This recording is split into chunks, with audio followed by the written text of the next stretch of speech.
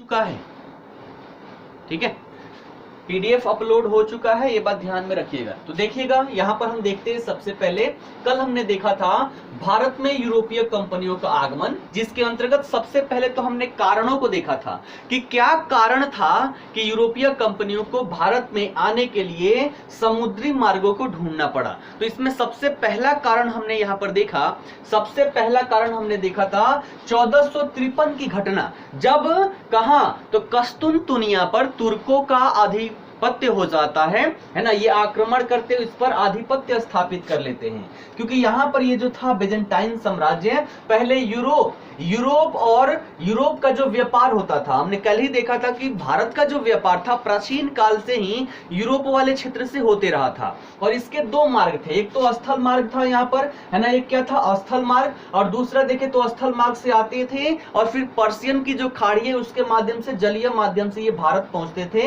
है ना। और इन सभी क्षेत्रों में भारत इंडोनेशिया वाले क्षेत्रों से व्यापार वाणिज्य करते थे। उद्देश्य क्या था, तो यहाँ से इंडोनेशिया वाले क्षेत्र में बड़े स्तर पर मसाला का उत्पादन हुआ करता था। यहाँ के जो मसाले थे वो भारतीय व्यापारी क्या कर लेते थे, तो दक्षिण भारत में लाकर उसको डंप कर लिया करते थे, और साथ ही साथ दक्षिण भारत में भी मसालों का उत्पादन होता था। मुख्य रूप से ये लोग यहाँ पर मसालों को खरीदने के लिए आते थे। कारण क्या था कि ये ठंडी इलाके हैं, तो यहाँ पर भोजन को सुरक्षित रखने के लिए और साथ ही साथ शरीर में गर्मी रखने के लिए, दोनों ही कारणों से यहाँ पर मसालों की आवश्यकता थी। 1453 में घटना घटती है कि जो बेजेंटाइन साम्राज्य था उस पर उस्मानिया साम्राज्य अर्थात तुर्कों का यहाँ पर आधिपत्य स्थापित हो जाता है।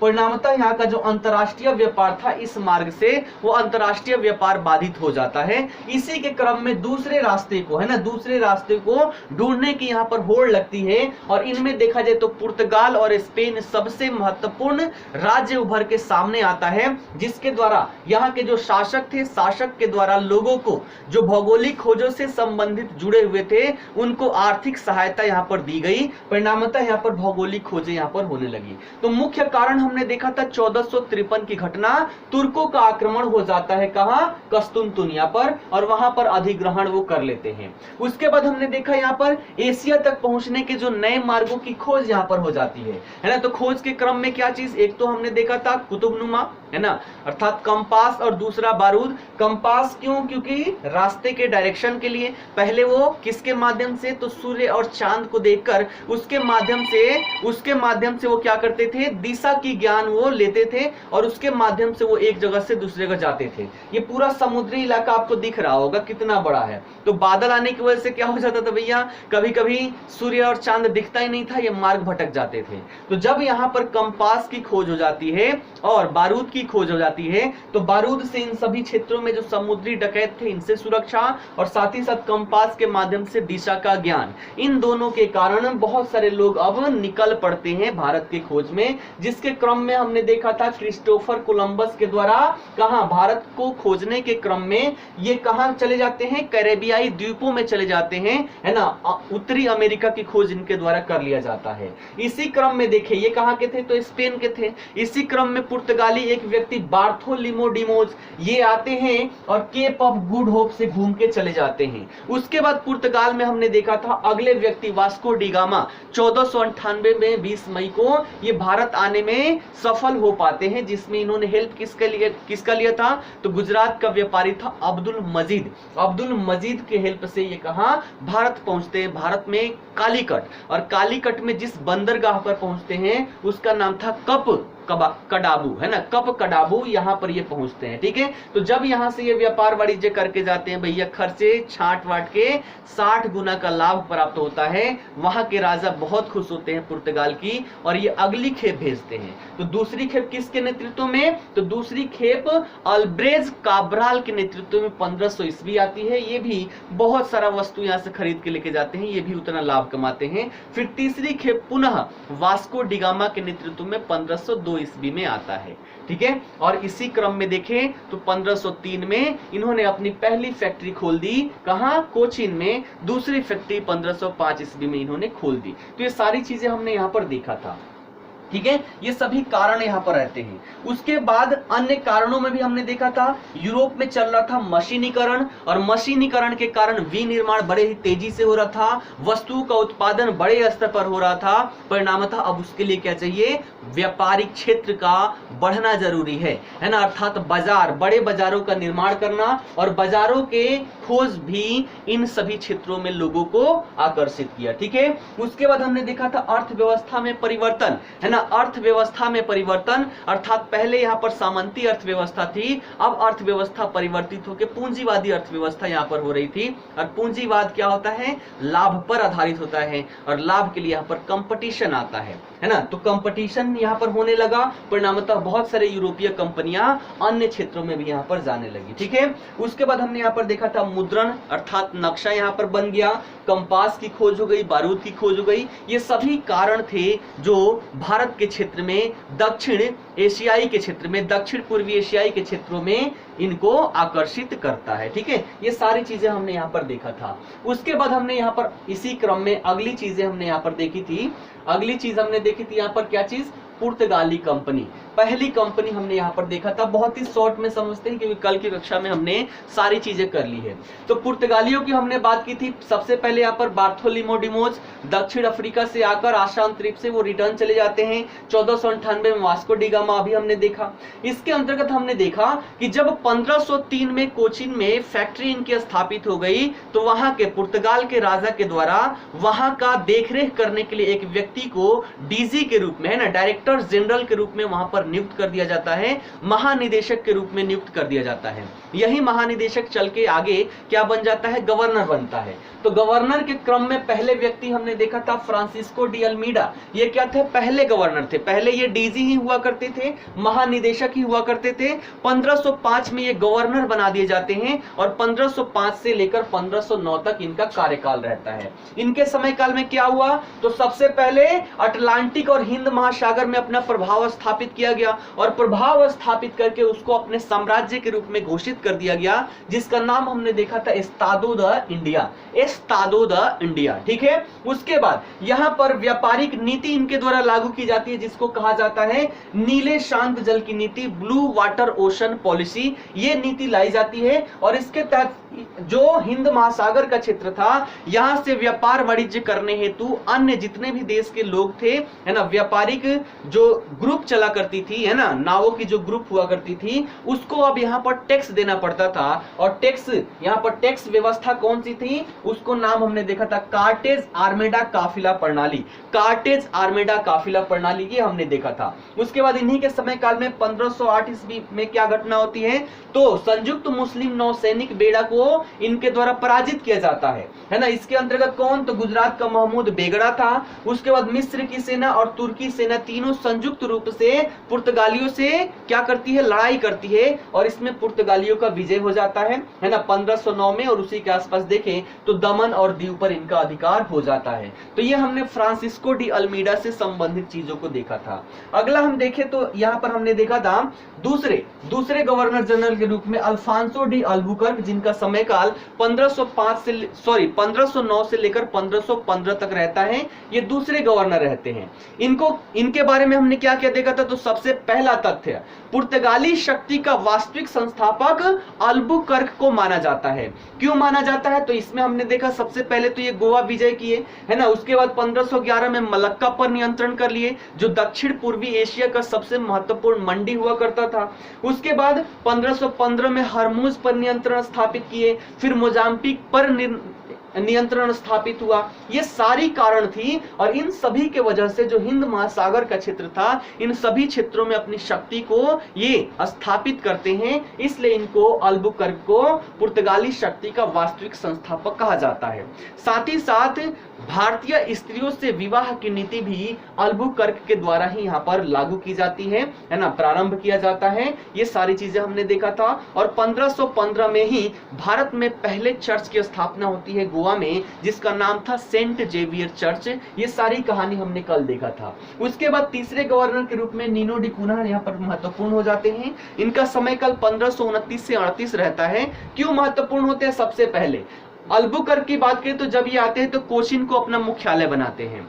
कुन्हा की बात करें तो कुन्हा आते ही मुख्यालय को परिवर्तित करता है, कोचिन से गोवा ले जाता है। कब? 1530 ईस्वी में। ये फेमस किसके लिए है? तो अभी तक हमने देखा अल्बुकर्क के समय काल तक, है ना, या इसके बाद नीनो डी कुन्हा से पहले तक के जितने भी गवर्नर हैं, जो भी भारत का व्यापार वाणिज्य हो रहा है, भारत के साथ इनका व्यापार वाणिज्य, ये भारत के पूर्वी तट के पश्चिमी तट के साइड में ही हो रहा है, ये अभी पूर्वी तट में नहीं बढ़े हुए हैं। तो नीनो डी कुन्हा के द्वारा जो पुर्तगाली व्यापार था उसका विस्तार किया जाता है पूर्वी क्षेत्रों में, और पूर्वी क्षेत्रों में बात करें तो सुदूर पूर्व तक, जापान तक ये व्यापार अपना प्रारंभ कर देते हैं, और जापान तक इनके द्वारा व्यापार किया जाता है। जापान वाले क्षेत्र से वही तांबा वांबा ये लेकर आया करते थे। तो हमने यहाँ पर देखा था गवर्नरों की सूची, 3 महत्वपूर्ण गवर्नर है जहां से बार बार प्रश्न पूछा जाता रहा है। उसके बाद पुर्तगालियों की देन हमने देखी थी, है ना। पुर्तगाली यहाँ पर क्या क्या लेके आए, तो पपीता, काजू, मक्का, अनानास, हरी मिर्च, आलू, नाशपाती, संतरा, तंबाकू, तोप, शकरकंद, प्रिंटिंग प्रेस, ये सभी के सभी पुर्तगालियों की देन है, जो हमने कल की कक्षा में यहाँ पर देखा। ठीक है, साथ ही साथ ये भी देखा था कि भारत में सबसे पहले पुर्तगाली आते हैं और सबसे लास्ट में जाते हैं। ये सारी चीजें हमने कल की कक्षा में देखी थी, है ना। तो आशा करता हूँ कल की कक्षा की सारा जितनी भी डेटा थी, जितनी भी कहानी थी, वो आप लोगों के दिमाग में रिकॉल हो चुका होगा। अब आते हैं अगली कहानी पर। ठीक है, बढ़े आगे।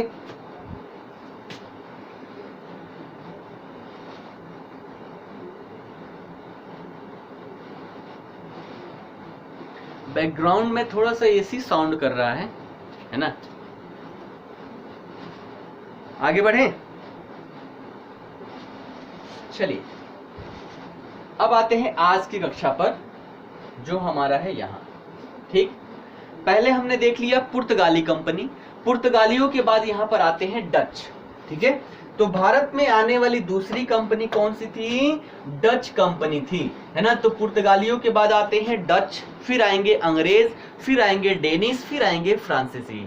ठीक है, तो सबके बारे में देखेंगे। फ्रांसीसी को हम कल देखेंगे, क्यों? क्योंकि इससे संबंधित फ्रांसीसी कंपनी यहाँ पर वो भी शक्तिशाली उभर के सामने आती है डुप्ले के नेतृत्व में।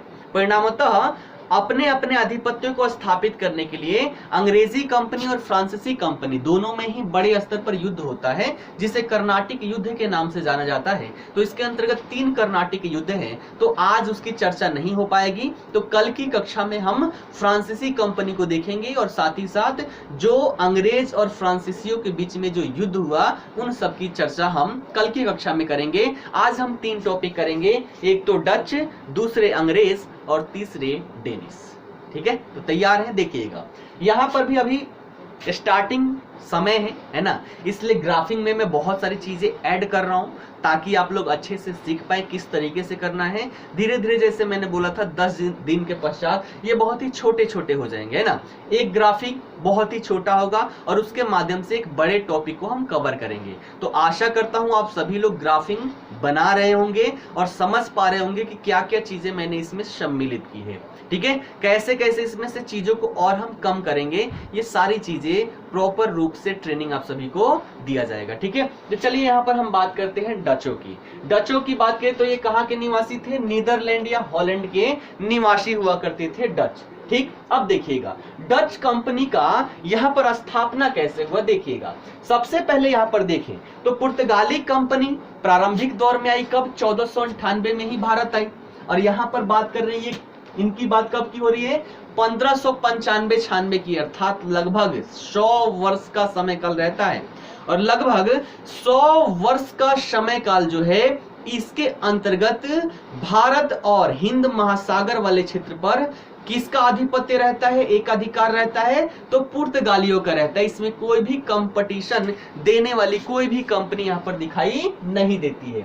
तो 100 वर्षों तक तो इनका एकाधिकार रहता है ना, ये इनका एकाधिकार रहता है। चलिए सूरज जी, जो भी डाउट होगा अंत में पूछ लीजिएगा, है ना। सारी चीजें मैं अंत में क्लियर करके जाता हूं। ठीक, तो यहाँ पर हमने देखा कि 95-96 में यहाँ पर एक व्यक्ति है, नाम याद रखिएगा, कार्नेलियस हाउटमैन, है ना। तो कार्नेलियस हाउटमैन के नेतृत्व में जो डच थे, तो डचों का अभियान सबसे पहले कहां आता है, तो पूर्वी जगत में आता है। अर्थात अफ्रीका की बात करें तो किस साइड में, पश्चिमी साइड में है। अब इनके लिए क्या है, पूर्वी साइड है। तो पहले पुर्तगाली जब यहाँ पर व्यापार वाणिज्य कर रहे थे, तो मैंने बताया था ना कि एक व्यक्ति जब डेवलपमेंट ज्यादा करने लग जाए तो अगल बगल के जितने भी लोग हैं उनकी भी आंखें खुल जाती है, वो भी चाहते हैं कि हम भी क्या करें, डेवलपमेंट करें। और इसी के क्रम में अन्य यूरोपीय कंपनियां भी, जो कुबेर था, है ना, कुबेर का खजाना था भारत में, उसको प्राप्त करने के लिए अन्य यूरोपीय कंपनियां भी आएगी, लेकिन आने में बहुत देरी लगा देती है। कितना, लगभग 100 वर्ष ये देरी से आती है। तो 1595-96 में किसके नेतृत्व में, तो कार्नेलियस हाउटमैन के नेतृत्व में पहला डच अभियान कहां पहुंचता है, पूर्वी जगत में पहुंचता है। कहां, पूर्वी जगत में। अभी इनकी कंपनी की स्थापना नहीं हुई है, जैसे अंग्रेज पहले वहीं से कंपनी स्थापित कर लिए थे, है ना, लेकिन इनकी बात करें तो इनकी अभी कंपनी की स्थापना नहीं हुई है। और यहां पर ये व्यापार वाणिज्य के लिए चले आते हैं। इसमें बहुत सारी कंपनियां थी, है ना, जैसे डच इंडिया में ही देखे तो बहुत सारी कंपनियां हैं। अब ये सभी कंपनियों के जो भी हेड हैं वो सभी मिलके कहीं गए व्यापार करने के लिए, वही चीजें यहां पर भी सुनिएगा, है ना।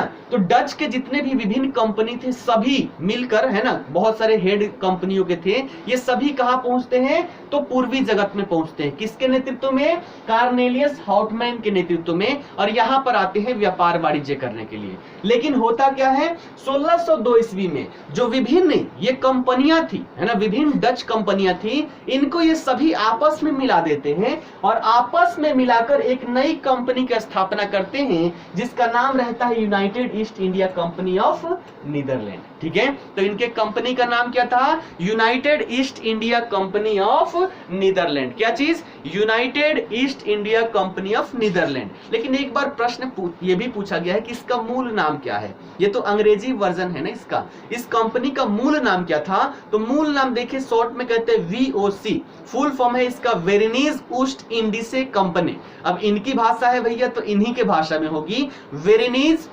ऊस्ट इंडिसे कंपनी, है ना, वेरिनीज ऊस्ट इंडिसे कंपनी, ये इनके कंपनी का मूल नाम था, ये बात याद रखिएगा। अब आ गए, है ना, 1602 में क्या हो गया, इनके कंपनी की स्थापना हो गई। अब यहां से व्यापार वाणिज्य करना है, तो जैसे पुर्तगाली भारत में अपनी फैक्ट्री डाले, है ना, व्यापारिक कोठी डाले, वैसे ही ये भी व्यापारिक कोठी डालेंगे। तो इन्होंने 1605 ईस्वी में अपनी प्रथम व्यापारिक कोठी, जिसे हम फैक्ट्री भी कह लेते हैं, तो पहली फैक्ट्री इनके द्वारा कहां, मसूलीपट्टनम में डाली जाती है। तो व्यापार वाणिज्य करने के उद्देश्य से 1605 ईस्वी में ये अपनी पहली फैक्ट्री जो है मसूलीपट्टनम में खोलते हैं। 1610 ईस्वी में ये पुलिकट में अपनी फैक्ट्री खोलते हैं और पुलिकट को ही ये अपना क्या बनाते हैं, मुख्यालय बनाते हैं। यहां से प्रश्न क्या पूछा गया है, तो पुलिकट को मुख्यालय बनाया गया और यहीं पर इनके द्वारा सोने का सिक्का ढाला गया, जिसका नाम था पैगोडा। तो पैगोडा कहां ढाला इनके द्वारा, तो पुलिकट में ढाला गया, ये भी बात याद रखिएगा। तो डच कंपनी के द्वारा 1610 ईस्वी में पुलिकट में व्यापारिक कोठी की स्थापना की गई, इसी को मुख्यालय बनाया गया और यहीं पर इन्होंने अपने सोने के सिक्के, जिसे पैगोडा कहा जाता है, उसकी इन्होंने ढलाई की। सूरत की बात करें तो 1616 ईस्वी में इनके द्वारा सूरत में क्या किया जाता है, कंपनी की स्थापना की जाती है। और बंगाल में पहली कंपनी की बात करें तो 1627 ईस्वी में इनके द्वारा पिपली में, है ना, पिपली में इनके द्वारा कंपनी खोली जाती है, जो बंगाल में इनकी पहली कंपनी थी। तो ये सारी बातें यहां पर लिखा हुआ है, ध्यान दे लीजिएगा, है ना। 1605 में पहली फैक्ट्री कहां, मसूलीपट्टनम में, 1610 में पुलिकट में, है ना, यहीं पर इन्होंने पैगोडा की ढलाई की, 1616 में सूरत और 27 में पिपली में इन्होंने क्या किया, 27 में बंगाल में अपनी फैक्ट्री डाल दी। ठीक है, यहां तक क्लियर है। चलिए अब बात यहां पर हम करते हैं, ठीक, देखिएगा।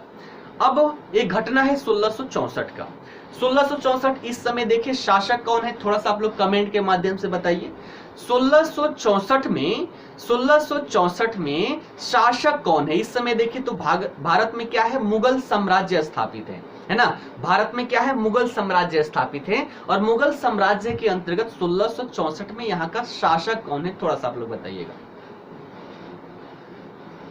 थोड़ा जानना चाहूंगा कि मध्यकाल आप लोगों का कैसा है, क्योंकि बहुत सारे शासकों का नाम यहाँ पर आएगा, ठीक है ना। चलिए, कुंदन जी ने बताया है औरंगजेब, सूरज ने बताया अकबर। अरे सूरज जी, 1664 की बात हो रही है। सुचिता जी ने भी अकबर बताया है। कैसे काम चलेगा? चलिए, प्रिंस जी और कुंदन जी का उत्तर यहाँ पर सही जा रहा है। इस समय था यहाँ पर औरंगजेब। औरंगजेब 1658 में शासक बनता है और मुगल शासन के अंतर्गत ये पहला शासक था जो अपने पिताजी को हटाता है। जैसे होता है ना कि पिताजी के मृत्यु के पश्चात कोई अगला शासक बनता है, लेकिन इससे धैर्य ना हुआ, ये अपने पिताजी को क्या किया, हटा दिया, और पिताजी को हटाकर ये शासक बनता है 1658 में, और 1707 तक ये शासक रहता है। इसकी बात करें तो ये मुगल साम्राज्य का अंतिम महत्वपूर्ण शासक था, है ना, शक्तिशाली शासक था। और इसकी समाप्ति के पश्चात अर्थात 1707 में जब मृत्यु होती है, उसके बाद से मुगल साम्राज्य का विघटन होने लग जाता है, और इन्हीं सब का फायदा अंग्रेज यहाँ पर उठाते हैं और अपने साम्राज्य को स्थापित कर लेते हैं, ठीक है ना। तो सारी चीजें हम आगे यहाँ पर देखेंगे। अभी हम देख रहे हैं 1664 की घटना। 1664 में शासक कौन है? औरंगजेब है। इसने क्या किया कि डचों को एक निश्चित टैक्स, कितना, तो 31.5% वार्षिक चुंगी पर बंगाल, बिहार और उड़ीसा इन सभी क्षेत्रों से व्यापार करने का अधिकार दे दिया कि भैया आप 31.5% क्या कीजिए, वार्षिक चुंगी दीजिए, और आप इन सभी क्षेत्रों में, कौन कौन से, बंगाल, बिहार और उड़ीसा, इन सभी क्षेत्रों से आप व्यापार वाणिज्य कीजिए। ये घटना कब की है? 1664 ईस्वी की, है ना। तो 31.5% वार्षिक चुंगी लेकर बंगाल, बिहार और उड़ीसा इन सभी क्षेत्रों में व्यापार करने का अधिकार औरंगजेब यहाँ पर दे देता है, ठीक है। 1690 में क्या हुआ? तो इन्होंने अपना मुख्यालय परिवर्तन कर लिया, है ना। अभी अभी हमने देखा कि कब, 1610 में पुलिकट में कंपनी स्थापित हुई और उसी को मुख्यालय बनाया गया था। इन्होंने 1690 में मुख्यालय परिवर्तित कर लिया और पुलिकट से कहा, नागपट्टम में, कहा मुख्यालय कर दिया, नागपट्टनम में कर दिया, ठीक है। अब देखिएगा, ये सारी इनसे संबंधित विशेषताएं थी। अब इनकी और क्या विशेषताएं हैं जहां से प्रश्न पूछी जाती है? तो देखिएगा, जैसे अन्य कंपनियों की बात करें, है ना, तो उनका मुख्य फोकस था भैया मसाला ले जाना, आगे चलकर यहाँ पर सूती वस्त्र, और फिर अपने आप को शक्ति के रूप में स्थापित करने के लिए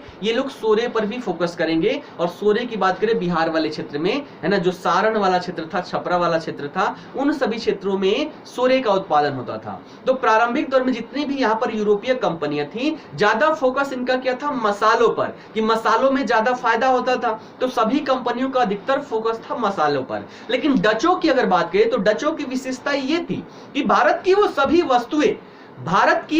वस्तुएं जो वैश्विक व्यापार में बेची जा सकती थी, है ना, उसको इन्होंने भारत से खरीदना स्टार्ट कर दिया। अर्थात मसाले तो लेते ही थे, साथ ही साथ यहाँ पर सूती वस्त्र की बात करें, है ना, उसके बाद खाद्यान्नों की बात करें, है ना, जैसे चावल हो गया, उसके बाद इनके द्वारा बारूद, नील, ये सभी जितनी भी वस्तुएं थी, इन सभी वस्तुओं का खरीद बिक्री इनके द्वारा प्रारंभ कर दिया जाता है। तो ये बातें याद रखिएगा, ये डचों की विशेषता थी कि भारत के वो सभी वस्तुएं जो विश्व के बाजार में बेचे जा सकते थे, उनको ये खरीदना स्टार्ट कर देते हैं, ठीक है। उसके बाद इनके द्वारा और क्या किया गया देखिएगा, केवल ये व्यापार वाणिज्य ही नहीं किए, भारत में इन्होंने क्या किया, रेशम उत्पादन की फैक्ट्री की भी स्थापना की, है ना। तो डचों ने क्या किया, भारत में रेशम उत्पादन की फैक्ट्री भी यहाँ पर स्थापित की। कैसे?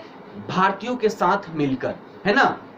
सोरा क्या होता है आगे बताएंगे। सोरा से बारूद बनाया जाता था, यह विस्फोटक पदार्थ है, ठीक है, आगे की कक्षा में आएगी, टेंशन नहीं लेना है। तो ये बारूद बनाने के रूप में प्रयोग में लाया जाता था, विस्फोटक पदार्थ था। और भैया जिसके पास बम होगा उसके पास क्या होगी, ज्यादा शक्ति होगी, ठीक है ना। तो हम यहाँ पर बात कर रहे थे कि ये भारतीय लोगों के साथ मिलकर भारत में रेशम उत्पादन की फैक्ट्री भी इनके द्वारा स्थापित की गई। और किस तरीके से, तो इनके द्वारा कोऑपरेटिव सोसाइटी बनाई गई, है ना, सहकारिता इनके द्वारा स्थापित किया गया, कोऑपरेटिव सोसाइटी बनाई गई। और इन सोसाइटी के माध्यम से इनके द्वारा क्या किया गया, तो इन सोसाइटी के माध्यम से यहां पर फैक्ट्री स्थापित की गई। इनकी और क्या क्या विशेषता है, तो एक और विशेषता थी, जैसे मान लीजिए बहुत सारे भारतीय हैं, भारतीय के पास पैसे नहीं है, है ना, यहाँ पर फैक्ट्री स्थापित करने के लिए। तो डचों ने कहा क्यों टेंशन ले रहे हो भैया, हमसे पैसे लो। अर्थात ये भारतीयों को लोन भी देते थे और साथ ही साथ भारतीयों के पास, जैसे रजवाड़े लोग थे, इनके पास क्या थे, बहुत सारे धन थे, तो ये भारतीयों से भी लोन लिया करते थे।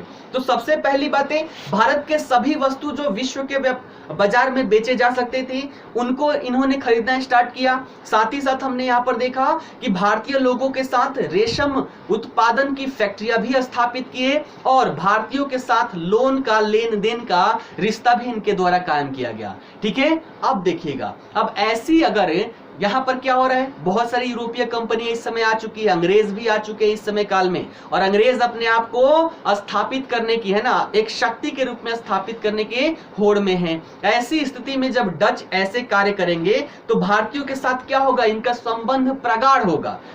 अब अंग्रेज इससे लग गए जलने कि भैया अगर हम इनका कुछ नहीं किए तो पता चलेगा कि हमें क्या किया, भारत से इन्होंने क्या कर दिया, खदेड़ दिया। इसी चीज को देखते हुए अब ये डचों को नियंत्रित करने का प्रयास करने लगे और इसी के क्रम में 1759 में एक युद्ध होता है जिसे बेदरा का युद्ध कहा जाता है। ये डचों और अंग्रेजों के बीच में होता है और इस युद्ध में अंग्रेज विजयी रहते हैं, डच पराजित हो जाते हैं और इस पराजय के साथ ही डच भारत में क्या होता है, इनकी शक्ति समाप्त तो हो जाती है। बोलते हैं कि हे अंग्रेज भैया आप ही क्या कीजिए, भारत में आप व्यापार वाणिज्य कीजिए, चलिए अब तो हम निकल लिए इंडोनेशिया वाले क्षेत्र में। तो यहां से इंडोनेशिया और मलेशिया वाले क्षेत्र में चले जाते हैं और आपने देखा होगा 1950 तक वहां इनका आधिपत्य रहता है। 1950 में ये सभी क्षेत्रों को छोड़कर जाते हैं। तो ये थी कहानी पूरे डचों की, जितनी भी कहानी मैंने बताई सारी चीजें इसमें सम्मिलित है। जैसे यहाँ पर देखिएगा सभी वस्तु जैसे कपड़ा, चावल, नील,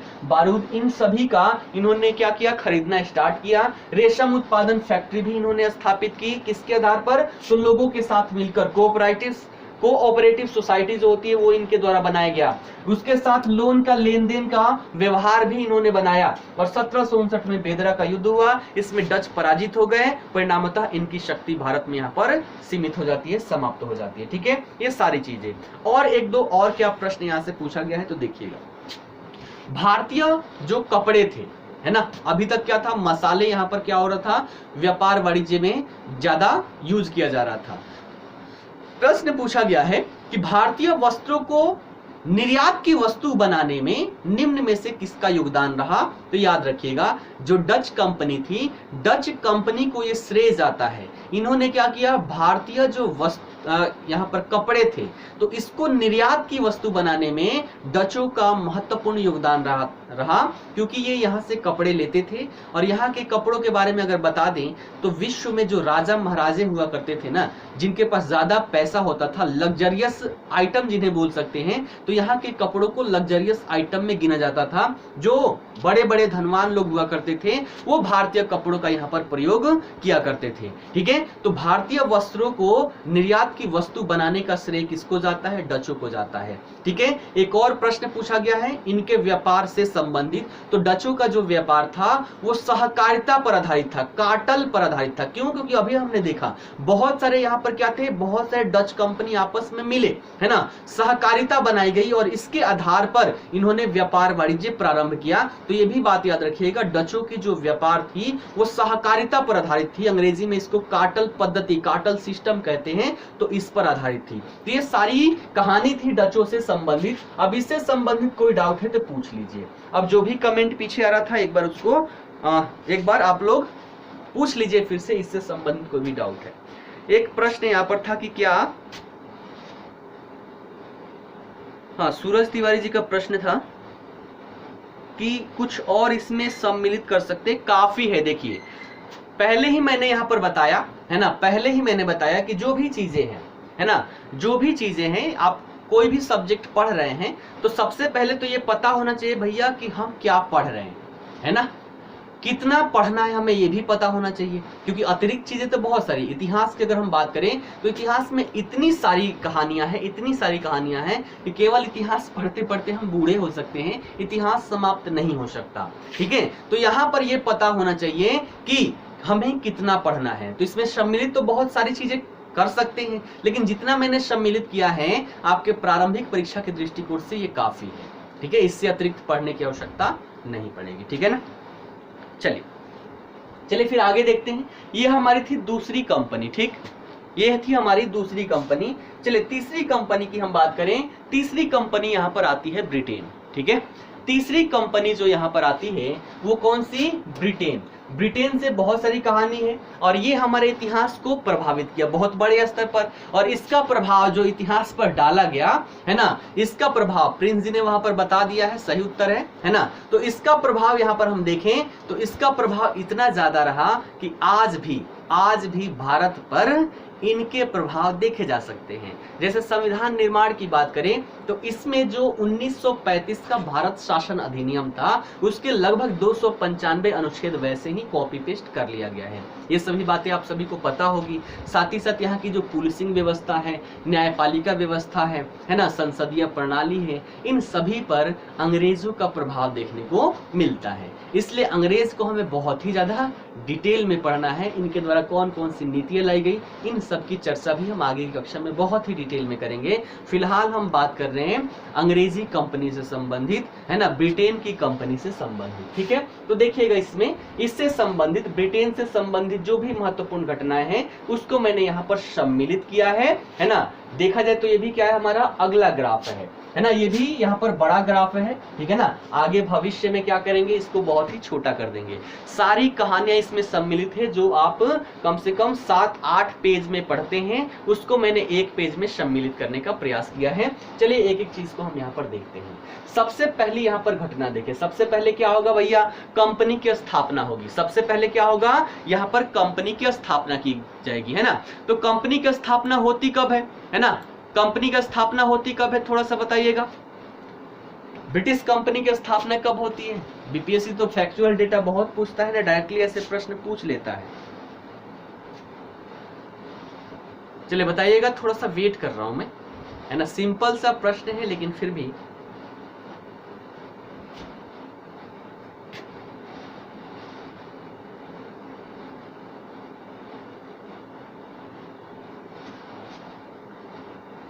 विकास जी 1616 अंग्रेज कंपनी की बात कर रहे हैं, अंग्रेज कंपनी की, ठीक है ना। ब्रिटिश कंपनी की बात करें 1616 नहीं होगा ना।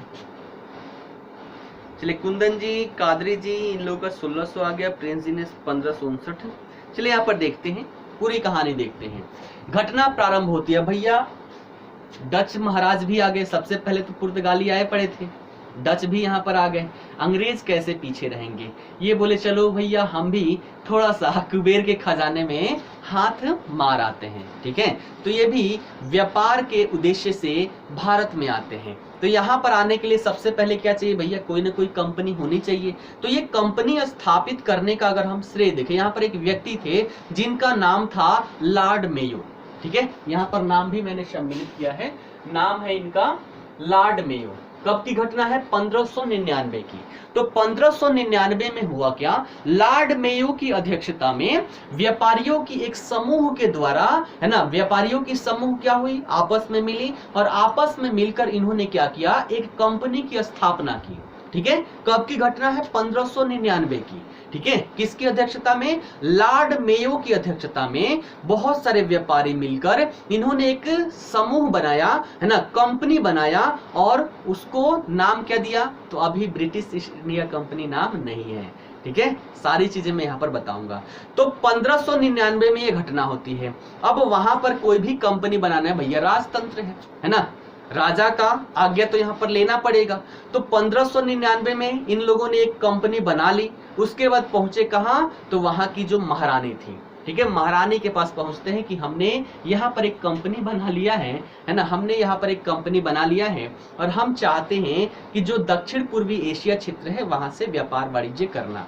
अब महारानी बोलती है ठीक है भैया कीजिए आप, है ना। तो इन लोगों ने कहा कि भैया हम कैसे करें, अगर हम जा रहे हैं यहाँ पर मेन उद्देश्य होगा हमारा भारत में, है ना, भारत से व्यापार करना।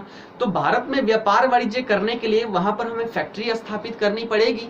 तो फैक्ट्री स्थापित कैसे होगा? आप राजा हैं तो वहां के राजा से कह दीजिए, एक पत्र लिख दीजिए। उस समय तो फोन नहीं होता था, नहीं तो फोन करते और बोलते कि एक कंपनी स्थापित करनी है, आप क्या कीजिए, आज्ञा दे दीजिए। लेकिन ऐसी कुछ भी नहीं थी। तो यहाँ पर है ना, यहाँ पर क्या था कि इन्होंने बोला कि भैया हम जाएंगे तो हमारे कहने से वहां के राजा जो हैं फैक्ट्री तो स्थापित करने देंगे नहीं। तो यहाँ पर महाराज जो कंपनी स्थापित हुई थी 31 दिसंबर 1600 ईस्वी को महारानी के द्वारा यहाँ पर एक चार्टर लाया जाता है और इसके माध्यम से कंपनी स्थापित कर दी जाती है 31 दिसंबर 1600 ईस्वी को। इससे पहले जो ग्रुप थी, ग्रुप के द्वारा तो निर्माण कर लिया गया था, लेकिन मुहर देखें राजा का, है ना, महारानी का यहाँ का, तो कब लगा था? 31 दिसंबर 1600 ईस्वी को यहाँ पर मुहर लगा था। और जब इनके द्वारा कहा गया कि भैया हमें फैक्ट्री स्थापित करनी है, राजा के लिए कुछ लिख दीजिए, तो यहाँ पर थे जेम्स प्रथम। जेम्स प्रथम ने यहाँ पर एक चिट्ठी लिख दी। किसके नाम से चिट्ठी लिखी थी? थोड़ा सा आप लोग कमेंट के माध्यम से बताइएगा, किसके नाम से चिट्ठी लिखी गई थी?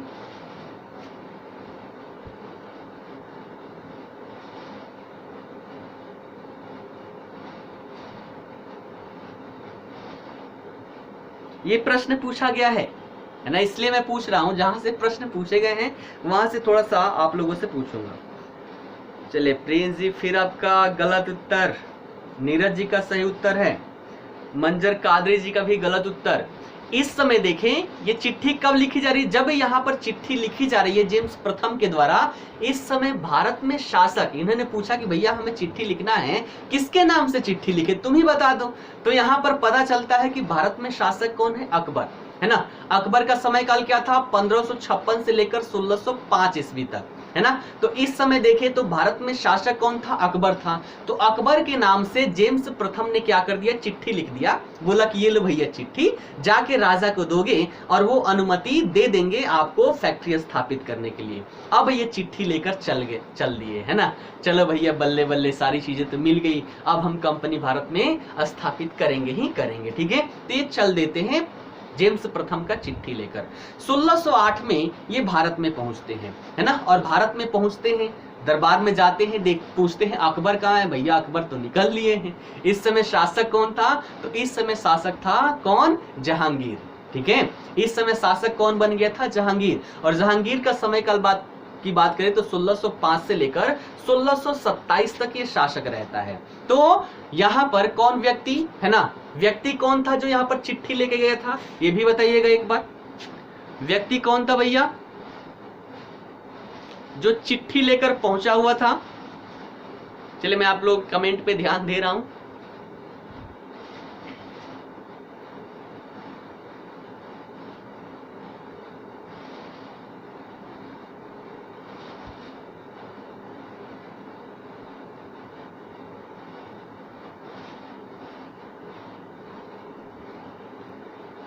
चलिए सबकी बात यहाँ पर सही है ना, हॉकिंस, ठीक है, क्लियर है।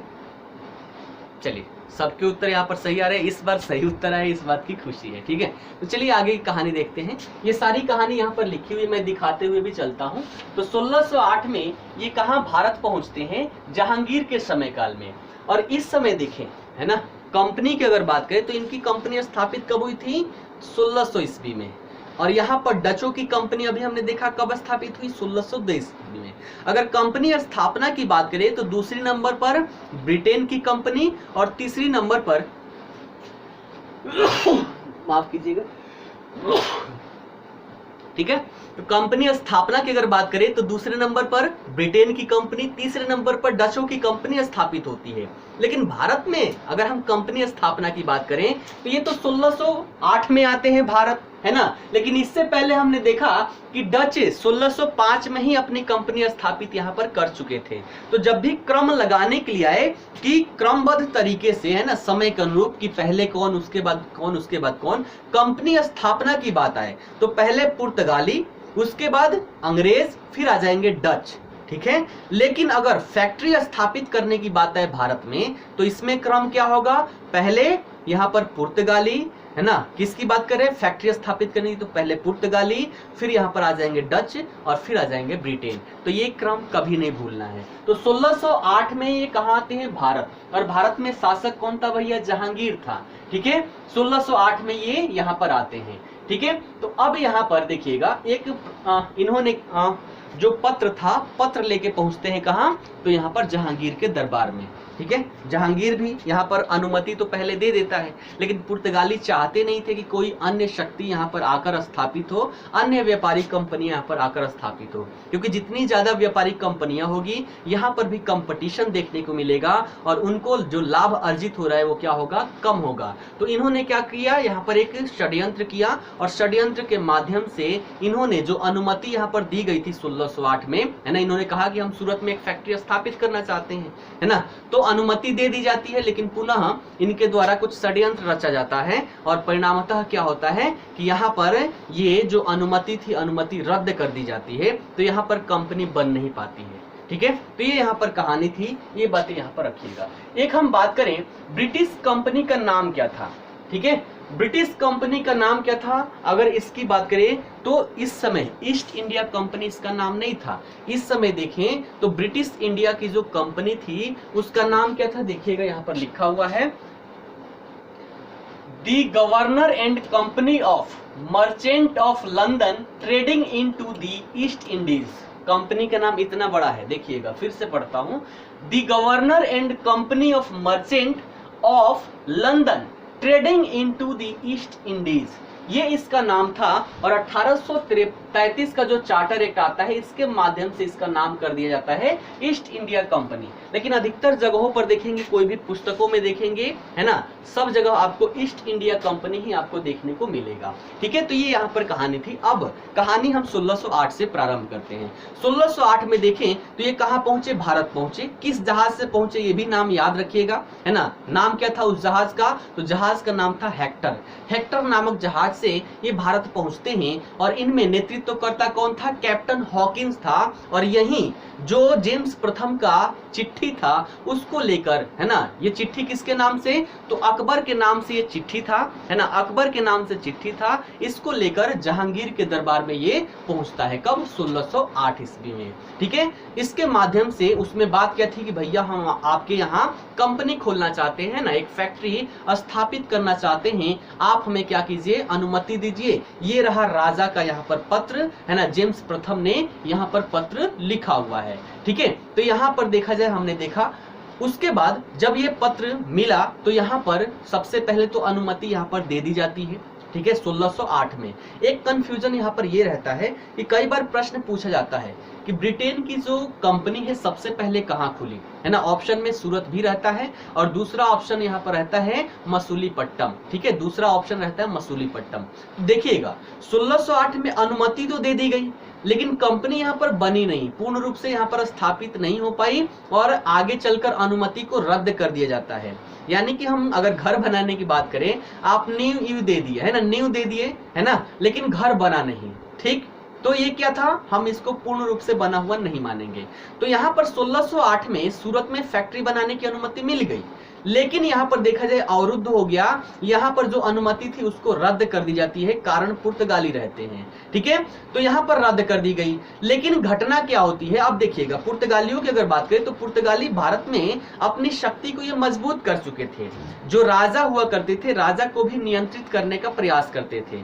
अब इससे देखें तो इससे जहांगीर भी तंग आ चुका था कि भैया ये सब कर क्या रहे हैं ना, जहांगीर भी इससे तंग आ चुका था और वो भी चाहता था कि कोई ऐसी शक्ति यहाँ पर आ जाए जो पुर्तगालियों को नियंत्रित कर पाए। तो प्रारंभिक दौर में तो इसको ये पता नहीं चला कि ये इसको नियंत्रित कर पाएंगे नहीं कर पाएंगे, और पुर्तगालियों का ही बात मानकर इसने क्या कर दिया, तो जो सूरत में फैक्ट्री बन रही थी उसको बंद करवा दिया, वहां का काम यहाँ पर बंद हो गया, फैक्ट्री स्थापित नहीं हो पाई।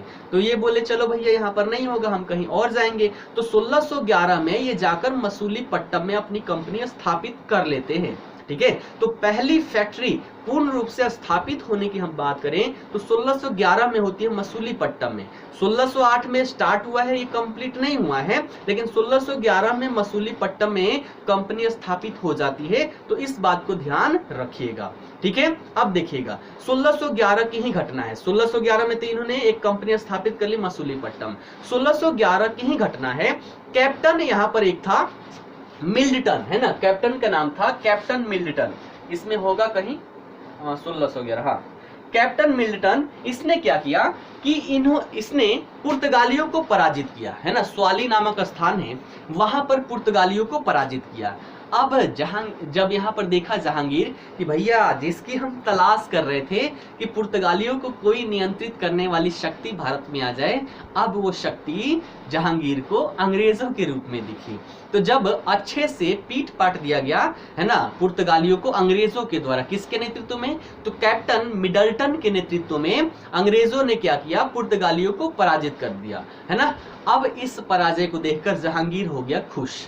अब इसे लगा कि हाँ भैया ये ताकत जो है ये पुर्तगालियों को नियंत्रित कर सकती है, और इसी से खुश होकर 1613 ईस्वी में ये कहता है कि चलो भैया 1608 में जो तुमने प्रारंभ किया था फैक्ट्री बनाना, जाओ अब तुम यहाँ पर अस्थायी रूप से अपनी फैक्ट्री बना लो। तो ये 1613 में कंप्लीट होती है। तो ये बातें याद रखिएगा। सूरत की फैक्ट्री कंप्लीट कब हुई, स्टार्ट हुई 1608 में, लेकिन बन के तैयार होती है 1613 ईस्वी में। लेकिन इससे पहले 1611 में ये कहाँ, मसूलीपट्टनम में अपनी कंपनी स्थापित कर लेते हैं। तो ये पूरी कहानी थी यहाँ से संबंधित, ठीक है। अब हम यहाँ पर कंपनी स्थापित कर चुके हैं। अब आगे की कहानी देखते हुए चलिएगा, आगे क्या क्या होता है देखिएगा।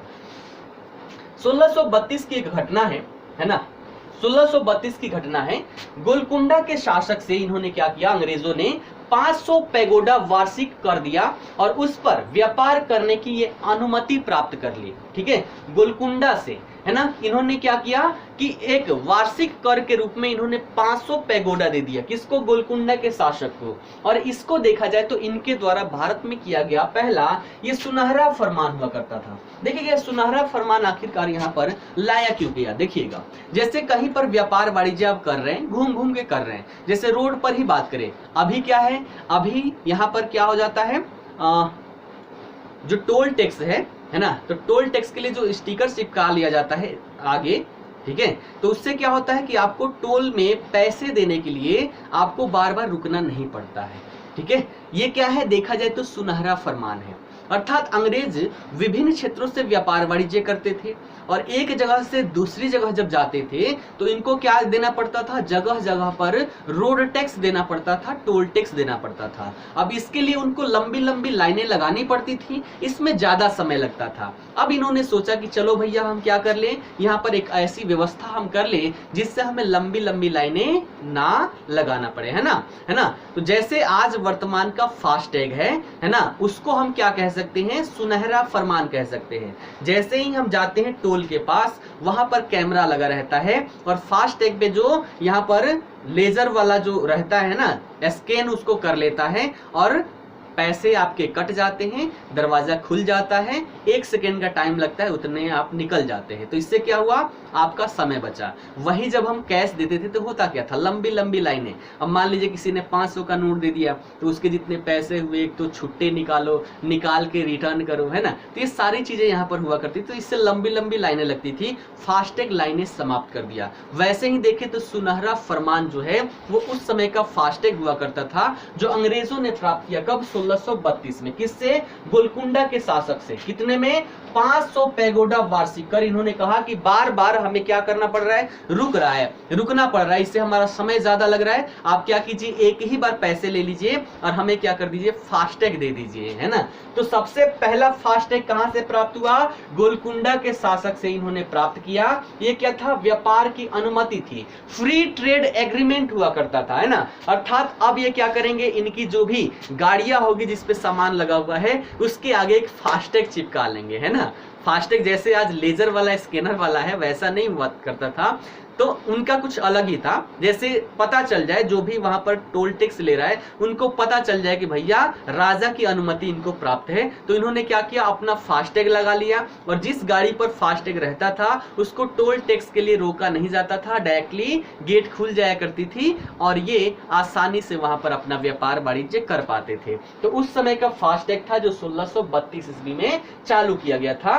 ठीक है, अब इससे क्या हुआ, अंग्रेजों को जो बार बार समय लगता था है ना टोल टैक्स देने के लिए, अब उनको नहीं लगता था, बहुत ही तेजी से व्यापार वाणिज्य कर पाते थे। विभिन्न क्षेत्रों में एक दिन में कई क्षेत्रों में ये आ जा पाते थे है ना, इनमें कोई रोक टोक नहीं था। अब अंग्रेजों को इससे मजा आ गया है ना, अब इनको बहुत मजा आ गया कि चलो भैया पहले जो लंबी लाइनें लगाते थे, पहले गाड़ियों में एसी भी तो नहीं हुआ करती थी है ना, तो धूप में वैसे लाइनें लगाया करते थे, अब लाइन लगाने की आवश्यकता नहीं है। अंग्रेजों को यहाँ पर बहुत मजा आ गया। ठीक है, अब देखिएगा 1632 की घटना ये थी। अगली घटना देखें 1639 की है। 1639 में क्या था, चंद्रगिरी के राजा से इन्होंने क्या किया, मद्रास को पट्टे पर ले लिया। कब, 1639 ईस्वी की घटना है। चंद्रगिरी के राजा से इन्होंने मद्रास को पट्टे पर ले लिया और पट्टे पर लेकर यहाँ पर एक कोठी इन्होंने बनाया। कैसी कोठी, किलेबंदी प्रकार की कोठी है ना, किलेबंद प्रकार की कोठी का निर्माण इन्होंने किया, जिसका नाम इन्होंने क्या रखा, फोर्ट सेंट जॉर्ज। नाम क्या रखा, फोर्ट सेंट जॉर्ज इन्होंने नाम रखा। कहां, मद्रास में इन्होंने बनाया। 1651 में, 1651 की घटना क्या है देखिएगा, तो 1651 में बंगाल का सूबेदार के रूप में शाह शुजा की नियुक्ति यहाँ पर होती है ना। 1651 में बंगाल के सूबेदार के रूप में शाह शुजा यहाँ पर क्या करता है, यहाँ पर आता है, वो यहाँ पर यहाँ का सूबेदार नियुक्त होता है। ठीक है, अब इसने क्या किया, शाह शुजा जब यहाँ पर था, ठीक है, शाह शुजा जब यहाँ पर था, 1651 की घटना क्या है कि शाह शुजा से इन्होंने क्या किया, व्यापारिक अधिकार प्राप्त कर लिया। ये 1651 से पहले से ही था यहाँ पर, लेकिन 1651 में घटना ये होती है कि इन्होंने क्या किया, शाह शुजा से एक व्यापारिक अधिकार प्राप्त कर लिया। कितने रुपए में, 3000 रुपए में। शाह शुजा था कौन भैया, तो यहाँ पर देखे तो शाह शुजा किसका पुत्र था, शाह शुजा शाहजहां का पुत्र था। शाहजहां के 4 पुत्र थे, दारा शिकोह, शाह शुजा, औरंगजेब और मुराद। ठीक है, आगे चलकर क्या होगा, तो मध्यकाल में आपने पढ़ा होगा, इन चारों भाइयों में देखा जाए तो क्या होता है, अधिकार के लिए यहाँ पर लड़ाई होने लगती है और इसमें देखें तो मुख्य रूप से कंपटीशन दारा शिकोह और औरंगजेब के बीच में रहता है। इसमें देखा जाए तो सबसे महत्वपूर्ण शासक, प्रतापी शासक के रूप में कौन बनता, दारा शिकोह बनता। वो पढ़ा लिखा था है ना, समाज के बारे में उसको अधिक नॉलेज थी, लेकिन यहाँ पर षड्यंत्र के कारण औरंगजेब यहाँ पर शासक बनता है, दारा शिकोह यहाँ पर पराजित हो जाता है। तो इसी 4 पुत्रों में से एक कौन था, इसी 4 पुत्रों में से एक था यहाँ पर शाह शुजा है ना, एक कौन था, शाह शुजा। इससे अंग्रेजों ने क्या किया कि 1651 में एक व्यापारिक अधिकार ले लिया। कितने रुपए में, 3000 रुपए वार्षिक में है ना, 3000 रुपए वार्षिक देकर वहां से भी इन्होंने व्यापारिक अधिकार प्राप्त कर लिया। लेकिन याद रखिएगा ये सुनहरा फरमान नहीं है, फास्टैग नहीं है, ये बातें यहाँ पर याद रखिएगा। ठीक, उसके बाद 1658 में क्या हुआ, तो औरंगजेब यहाँ पर शासक बनता है। ठीक, उसके बाद देखिएगा, अब इसके समय काल में देखें तो 1678 में इन्होंने क्या किया, अंग्रेजों ने पुनः विशेषाधिकारों की प्राप्ति की है ना, फिर से विशेषाधिकारों की प्राप्ति की। कितने रुपए में, तो फिर से 3000 रुपए, यानी कि 51 से लेकर 78 तक यहाँ पर कोई महंगाई बढ़ी नहीं। 3000 रुपए में जो ये व्यापारिक अधिकार पहले खरीदे थे, पुनः 3000 रुपए में और यहाँ पर फिर से ये क्या करते हैं, व्यापारिक अधिकार खरीद लेते हैं। किससे, औरंगजेब से। ठीक है, अब देखिएगा औरंगजेब की बात करें तो औरंगजेब जो शासक था, कट्टर मुस्लिम शासक था है ना। अब कट्टर मुस्लिम शासक होगा तो मुसलमान धर्म से संबंधित जो भी नियम कानून होगा वो इसके द्वारा लागू किया जाएगा। अर्थात कर के रूप में यहाँ पर एक कर होता है जो गैर मुस्लिमों से लिया जाता है, जिसे कहते हैं क्या चीज, जजिया कर। तो इसके समय काल में क्या हुआ, इसने, ये तो कट्टर मुसलमान था, परिणामतः इसने क्या कर दिया, तो यहाँ पर टैक्स लगा दिए। जितने भी वस्तुओं का है ना, जितने भी वस्तुओं का आप व्यापार वाणिज्य करेंगे, ठीक है, उन सभी वस्तुओं पर 2 प्रकार के इसने क्या कर दिया, टैक्स लगा दिया। सबसे पहला, सभी वस्तुओं पर 2% का टैक्स लगा दिया कि भैया आप कुछ भी वस्तु खरीदिए उस पर टैक्स आपको देना है। अंग्रेज पहले से टैक्स यहाँ पर देते हुए नहीं आ रहे फास्टैग के माध्यम से, ठीक है। उसके बाद ये 3000 रुपये वाला अधिकार भी था, तो ये टैक्स वैक्स देते नहीं थे, लेकिन इसने क्या किया, टैक्स लगा दिया कि भैया कुछ भी आपको सामान खरीदना है, व्यापार वाणिज्य करना है, तो वस्तुओं पर आपको 2% टैक्स देना पड़ेगा और इसके साथ साथ 1.5% आपको जजिया कर भी देना पड़ेगा। अर्थात अब क्या हो गया, हर चीज पर 3.5% का टैक्स इसके द्वारा लगा दिया गया। ये घटना कब की है, 1680 ईस्वी की। अब अंग्रेजों को ऐसे अच्छा लगेगा, पहले फ्री में ये क्या किए जा रहे हैं, व्यापार वाणिज्य किए जा रहे हैं। अब यहाँ पर जब टैक्स लगा दिया गया, अब अंग्रेजों को ये अच्छा लगा नहीं। इन्होंने सोचा चलो अब एक सबक सिखाते हैं, और सबक सिखाने के क्रम में 1687 ईस्वी में अंग्रेजों ने क्या किया, हुगली को लूट लिया, ठीक है। 1680 में टैक्स लगाया, अब इनको अच्छा लगा नहीं, टैक्स देते रहे, लेकिन फिर अब सोचे कि अब कुछ करना पड़ेगा। परिणामतः ये 1687 में हुगली को लूट लेते हैं। अब औरंगजेब को लगा कि भैया एक तो तुम हमारे क्षेत्र में आए पड़े हो, हम तुमको व्यापार भी करने दे रहे हैं, ऊपर से तुम हमारे क्षेत्र में क्या कर रहे हो, तो लूटपाट कर रहे हो, और तुम्हें बताते हैं। तो औरंगजेब ने बड़े अच्छे से उनकी मरम्मत की, है ना। इतना मार मारा अंग्रेजों को कि अंग्रेज यहाँ से भाग के फुल्टा द्वीप चले गए, ठीक है। तो जबरदस्त मारा इनको और भाग के वो कहा, फुल्टा द्वीप चले गए। अब देखिए, व्यापार वाणिज्य तो इनको करना ही था, लेकिन यहाँ से तो औरंगजेब ने क्या किया, अंग्रेजों को भगा दिया। अब इनके दिमाग में चलने लगा भैया व्यापार वाणिज्य करे कैसे। तो यहाँ पर एक व्यक्ति सामने आता है जिसका नाम था जॉब चार्नॉक, है ना। नाम क्या था, जॉब चार्नॉक। ये अंग्रेजों की मध्यस्थ बनके कहाँ आता है, औरंगजेब के पास आता है। बोलता है, हे औरंगजेब बाबा, हमसे क्या हो गई, गलती आ गई, है ना, हमसे क्या हो गया, गलती हो गया, आप हमें माफ कीजिए। तो सबसे पहले तो औरंगजेब को मनाता है और साथ ही साथ ये क्या करता है, माफी मांगता है, ठीक है। तो जॉब चार्नॉक जो है वो अंग्रेजों के मध्यस्थ के रूप में औरंगजेब के पास आता है, औरंगजेब से माफी मांगता है कि हमसे गलती हो गई, अब हम ऐसा कदापि नहीं करेंगे, आप हमें पुनः व्यापार करने की अनुमति दीजिए, है ना। तो ये मान जाता है और फिर से 1687 में ही क्या करता है, तो यहाँ पर पुनः बंगाल में उनको प्रवेश करने की अनुमति दे देता है कि चलो भैया आ जाओ और व्यापार वाणिज्य यहाँ पर करो, ठीक है। तो इसमें रोल किसका रहता है, जॉब चार्नॉक का यहाँ पर रोल रहता है, ठीक है। अगला घटना देखिएगा, 1698 की बात करें तो 1698 में दिखेगा अजीमुशान, है ना। 1698 में अजीमुशान बंगाल का क्या बनता है, तो 1698 में अजीमुशान बंगाल का गवर्नर बनता है, ठीक है। जब ये गवर्नर बनता है तो इससे अंग्रेजों ने क्या किया,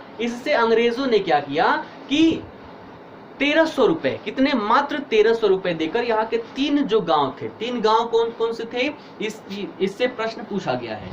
पहला जो गांव था यहाँ पर कलिकाता, दूसरा था सूतानाती और तीसरा था गोविंदपुर, ठीक है। 3 गांव कितने रुपए में, मात्र 1300 रुपए में। किससे, तो अजीमुशान से। अजीमुशान कौन है, बंगाल का इस समय गवर्नर है, ठीक है। तो उससे मात्र 1300 रुपए में कलिकता, सूतानाती और गोविंदपुर, यहाँ की जो जमींदारी अधिकार था, जमींदारी अधिकारों को ये प्राप्त कर लेते हैं। और इसी 3 में से आप सभी को पता है, इसी 3 में से एक क्या है, तो यहाँ पर एक जगह कौन सा, कलिकता, ये पहले क्या था, गांव था। अब देखिए कहीं पर 1200 भी लिखा हुआ है ना। 1300 रुपए यहाँ पर मुख्य है, याद रखिएगा, है ना। 1200 1300 आपसे नहीं पूछा जाएगा। अब इतिहासकारों में बहुत सारे मतभेद हैं, जैसे आगे हम मुख्य परीक्षा वाले टॉपिक में आएंगे ना, वहां पर दिखाएंगे कि एक ही टॉपिक को लेकर, एक ही विषय वस्तु को लेकर कुछ इतिहासकार कुछ कहते हैं, कुछ इतिहासकार कुछ कहते हैं। तो 1200 1300 पर मत जाइए, बस इतना ध्यान रखिएगा। अजीमुशान से इन्होंने 3 क्षेत्र ले लिए, कलिकता, सूतानाती और गोविंदपुर, और इन तीनों क्षेत्रों में से एक था जो कलिकता गांव था, इसको जॉब चार्नॉक ने क्या किया, डेवलप किया, गांव को नगर के रूप में बसाया और इसके नाम का अंग्रेजीकरण कर दिया, है ना। अंग्रेजीकरण, पहले क्या था, कलिकता, अब क्या हो गया, कलकत्ता। तो 1700 ईस्वी में जॉब चार्नॉक के द्वारा कलिकता को विकसित करके एक नगर के रूप में स्थापित कर दिया जाता है और नाम भी इसका क्या कर दिया जाता है, कलकत्ता कर दिया जाता है और अंग्रेजों की ये पहली प्रेसिडेंसी बनती है। अंग्रेजों की 3 प्रेसिडेंसी थी, है ना, इधर क्या हो गया, कलकत्ता हो गया, इधर मद्रास और इधर क्या हो गया, बॉम्बे हो गया। तो 3 प्रेसिडेंसी थी, इन 3 प्रेसिडेंसी में से पहला प्रेसिडेंसी इनकी कलकत्ता बनती है ना। इसी को ये मुख्यालय बनाते हैं, अपना राजधानी बनाते हैं। और आप सभी को पता है कि ये राजधानी रहती कब है, 1911 तक रहती है। 1912 से ये दिल्ली स्थानांतरित हो जाती है। ठीक है, ये बातें समझ में आई। तो 1700 ईस्वी में, एक मिनट, सर्दी हो गया है थोड़ा सा, बरसात का मौसम चल रहा है।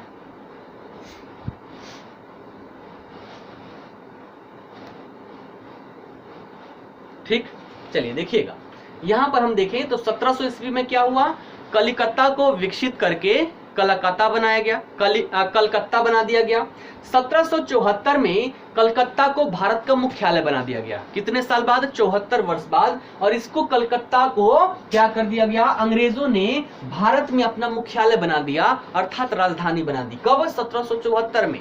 चलता कब है, 1911 तक। और 1911 में जो दिल्ली दरबार लगाई जाती है, इसी के माध्यम से उसी में ये कमेंट किया जाता है कि अब राजधानी जो होगी वो कलकत्ता ना होकर दिल्ली होगी, जो 1 अप्रैल 1912 से लागू है। ठीक है, तो 1 अप्रैल 1912 से लेकर आज क्या है, तो 2021 से जुलाई है, और जुलाई में देखें तो 13 जुलाई है। आज भी राजधानी हमारी क्या है, दिल्ली है। तो ये भी अंग्रेजों के द्वारा ही स्थानांतरित करके जाया गया। ठीक है, तो हमने देखा 1774 में इसको इन्होंने क्या किया, राजधानी बनाया। ठीक, ये देखिएगा। तो अब देखिएगा 1700 तक हमने देख लिया। 1700 में क्या हुआ, कलकत्ता यहाँ पर डेवलप कर दिया गया। 1717 की घटना है, यहाँ पर देखिएगा, यहाँ से प्रश्न पूछे जाते हैं। 1717 में देखें तो यहाँ पर मुगल बादशाह इस समय कौन था, फारुखशियर था। 1707 में तो औरंगजेब की मृत्यु हो चुकी है। 1717 में मुगल बादशाह कौन था, फारुखशियर था। और फारुखशियर से अंग्रेजों ने एक विशेषाधिकार प्राप्त किया, और ये भी क्या था, सुनहरा फरमान था। तो अंग्रेजों के द्वारा प्राप्त किया गया ये दूसरा सुनहरा फरमान था। पहला गोलकुंडा के शासक से इन्होंने सुनहरा फरमान प्राप्त किया था, और यहाँ पर मुगल बादशाह की बात करें तो फारुखशियर से इन्होंने दूसरा सुनहरा फरमान इन्होंने प्राप्त किया। ठीक है, कब, 1717 ईस्वी में। अब इसके अंतर्गत क्या क्या हुआ देखिएगा। सबसे पहले 3000 रुपए देकर ये बंगाल, बिहार और उड़ीसा में व्यापार कर सकते थे। ठीक है, सुनहरा फरमान में क्या क्या मुख्य प्रावधान था उसको मैंने यहाँ पर सम्मिलित किया है, देखिएगा। तो 3000 रुपए देकर ये बंगाल, बिहार और उड़ीसा में व्यापार कर सकते थे। 10,000 रुपए देकर सूरत का जो बंदरगाह था, सूरत के बंदरगाह से ये कर मुक्त व्यापार कर सकते थे। ये भी सुनहरे फरमान के अंतर्गत था। और देखिएगा, और इसी के अंतर्गत ये भी कहा गया कि बंबई में अंग्रेज क्या कर सकते हैं, अपना सिक्का ढाल सकते हैं, और जो सिक्का इनके द्वारा ढाला जाएगा वो भारत में मान्य होगा। अर्थात भारत में कोई ये नहीं कहेगा कि अंग्रेजों का सिक्का है, हम इसे नहीं लेंगे। तो इसी के अनुसार क्या हुआ, तो बंबई में अंग्रेजों को सिक्के ढालने की भी अनुमति दे दी गई, और इस सिक्कों को भारत में स्वीकार भी किया जाएगा। 10,000 रुपए देकर जो सूरत का बंदरगाह था वहां से ये कर मुक्त व्यापार कर सकते थे, और 3,000 रुपए के बदले बंगाल, बिहार, उड़ीसा से ये व्यापार कर सकते थे। ये सभी के सभी क्या था, सुनहरा फरमान था। अब सुनहरा फरमान से हुआ क्या देखिएगा, सुनहरा फरमान, अब इसके माध्यम से क्या होगा, पहले बार बार क्या होता था, बार बार इनको टैक्स देना पड़ता था। अब बार बार यहाँ पर टैक्स देना नहीं है। और सुनहरा फरमान से क्या हुआ, अब इनकी आमदनी में वृद्धि होने लगी। क्यों, समय बचने लगा, और साथ ही साथ टैक्स एक ही बार इन्होंने फिक्स कर दिया, उसके बाद से टैक्स यहाँ पर देना नहीं है। तो इससे क्या हुआ, इनकी आमदनी बढ़ने लग जाएगी। और इसी समय काल में देखें तो बहुत सारे यूरोपीय कंपनी यहाँ पर हैं, और सभी के सभी एक दूसरे पर अपने अपने आधिपत्य स्थापित करने के लिए ये क्या है, प्रयासरत हैं। अर्थात इसके लिए क्या है, शक्ति होना आवश्यक है। अर्थात जब इससे आमदनी बढ़ेगा, अर्थात इनके पास क्या होगा, बजट आएगा, बड़ा धन आ जाएगा। अब इस बड़े धन का प्रयोग करेंगे ये अपना शक्ति स्थापित करने में, शक्ति बढ़ाने में। अर्थात ये अपनी शक्ति बढ़ा लेते हैं, और शक्ति बढ़ाने के बाद पहले तो जो यूरोपीय कंपनियां थी जितनी भी, उन सभी यूरोपीय कंपनियों को ये नियंत्रित करते हैं, और उन पर नियंत्रण स्थापित होने के पश्चात भारतीय राजाओं पर दृष्टि ये अपनाते हैं। कारण क्या रहा, तो फ्रांसीसी कंपनी के साथ अंग्रेजों का जो युद्ध होता है, कर्नाटिक युद्ध, तो इसमें हम कल की कक्षा में देखेंगे। इस युद्ध के क्रम में इनको पता चलता है कि भैया, पहले तो इन्होंने सुन रखा था कि भारतीय राजा जो है इनकी सेना लाखों में होती है, है ना। तो इससे ये डरते थे, भैया उनके पास लाखों की सेना है, हमारा तो 1000 में भी नहीं है, या 1000 2000 है, ठीक है। तो यहाँ पर इन्होंने पहले कोई गुस्ताखी नहीं की, सोचा ही नहीं था कि हमें यहाँ पर अपना शासन स्थापित करना है। लेकिन जब कर्नाटिक युद्ध चल रही थी तो दूसरे कर्नाटिक युद्ध के क्रम में इनको जो भारतीय राजा हैं, भारतीय राजाओं के खोखलेपन के बारे में बात पता चलती है कि भैया दिखावे में है ये 1 लाख, लेकिन इनमें जो युद्ध कौशल है ना, युद्ध कौशल ना के बराबर है। हम 2-4 हजार मिल के भी इनके 1 लाख की सेना को पराजित कर सकते हैं। जब ये सारी चीजें इनको पता चल जाती है तो धीरे धीरे ये अपना शक्ति स्थापित करते हैं, है ना, अपने आप को मजबूत करते हैं। और फिर आगे देखेंगे प्लासी का युद्ध, है ना, प्लासी के युद्ध से सिराजुद्दौला, फिर बक्सर का युद्ध, बक्सर के युद्ध के माध्यम से भारत की 3 बड़ी शक्तियों को ये पराजित करते हैं। और ये देखा जाए तो ये निर्णायक युद्ध था, क्योंकि प्लासी की हम बात करेंगे तो देखेंगे षड्यंत्र के माध्यम से इसको जीता गया था। जो मुख्य सेनापति था सिराज का, मीर जाफर, है ना, वो क्या था, अंग्रेजों से मिल गया था, ठीक है। तो वो तो षड्यंत्र से इन्होंने जीता। लेकिन जो बक्सर का युद्ध हुआ 1764 में, वो जो युद्ध था वो इन्होंने अपनी युद्ध कौशल के आधार पर इन्होंने विजय प्राप्त किया। और यहीं से देखें तो इनका शासन धीरे धीरे यहाँ पर स्थापित होते गया। 1765 में इलाहाबाद की संधि हुई। इस संधि के माध्यम से बंगाल में द्वैत शासन स्थापित हुआ। राजस्व का जो अधिकार था वो अंग्रेजों को प्राप्त हो जाता है ना, राजस्व का अधिकार अंग्रेजों को प्राप्त हो जाता है। तो ये सारी चीजें हम देखेंगे, है ना, आगे की कक्षा में। आज यहीं तक रहने देते हैं, अगली कंपनी नहीं देखेंगे, ठीक है, क्योंकि हो नहीं पाएगा, ठीक है। तो आज अंग्रेज कंपनी तक ही रहने देते हैं। यहाँ पर क्या होगा कि जब इनको सुनहरा फरमान प्राप्त होगा, उससे इनकी आमदनी में वृद्धि होगी। उस आमदनी का ये यूज करेंगे सेना मजबूत करने में। सेना मजबूत करने के पश्चात सबसे पहले ये यूरोपीय कंपनियों को नियंत्रित करेंगे, और यूरोपीय कंपनियों को नियंत्रित करने के पश्चात भारतीय राजवाड़ों पर ध्यान एकत्रित करेंगे। सबसे पहले प्लासी, फिर बक्सर, उसके बाद से इनके द्वारा घेरे की नीति, फिर सहायक संधि। ये सारी चीजें हम आगे देखते हुए चलेंगे। तो यहाँ तक सारी कहानी क्लियर है। इससे संबंधित कोई डाउट है तो पूछ लीजिएगा।